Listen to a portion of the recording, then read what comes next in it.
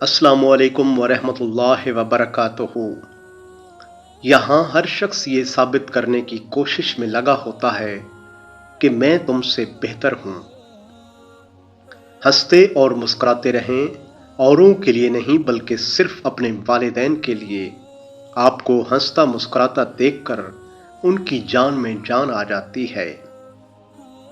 मर्द की तरबियत का तब नहीं पता चलता जब वो अपने माँ बाप बहन भाइयों को खुश रखे, बल्कि मर्द की तरबियत का तब पता चलता है जब किसी की लाई हुई बेटी उससे खुश और पुरसकून हो। एक नफरत है जो चंद लम्हों में महसूस कर ली जाती है, और एक मोहब्बत है जिसका यकीन दिलाते दिलाते सारी उम्र गुजर जाती है। कभी कभी बुरा वक्त आपको कुछ अच्छे लोगों से मिलवाने के लिए आता है। वक्त पैदा करने वाले को वक्त देना सीखो, वो तुम्हारे वक्त को बदल देगा। अक्सर लोग बदतमीजी और बदइखलाकी को साफ दिल होना कहते हैं, हालांकि ये सरासर जहालत के सिवा कुछ नहीं। वक्त ऐसा चल रहा है जहां तमाम अच्छी बातें, हमदर्दियां, सच्ची मोहब्बतें सोशल मीडिया पर मौजूद हैं, हमारे किरदार में नहीं। कमज़ोर लोग बदला लेते हैं, मजबूत लोग माफ़ कर देते हैं, और ज़हीन लोग नज़रअंदाज करते हैं।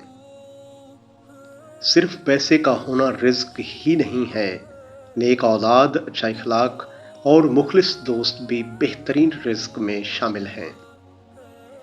बच्चों को औरतों की इज्जत करना माएँ नहीं बाप सिखाते हैं, सिर्फ वो बाप जो बेटों के सामने अपनी बीवी की तकरीम करते हैं। ये तलख हकीकत है कि आपकी बात को तवज्जो आपकी हैसियत देखकर मिलती है। हज़रत अली पाक फरमाते हैं, अपनी दुआओं पर यकीन रखो, अल्लाह एक दिन तुम्हें इतना नवाजेगा, तुम्हें लगेगा कि कभी कुछ खोया ही नहीं।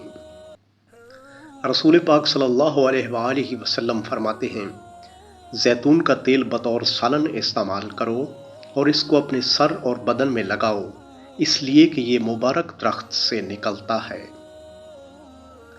किसी का साथ देना चाहते हैं तो खुल कर दें, वरना साफ इनकार कर दें।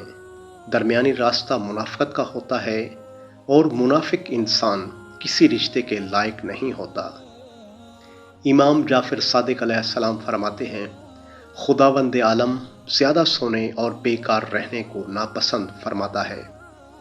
बहुत शुक्रिया दोस्तों, अपना बहुत सारा ख्याल रखना। अल्लाह हाफिज़।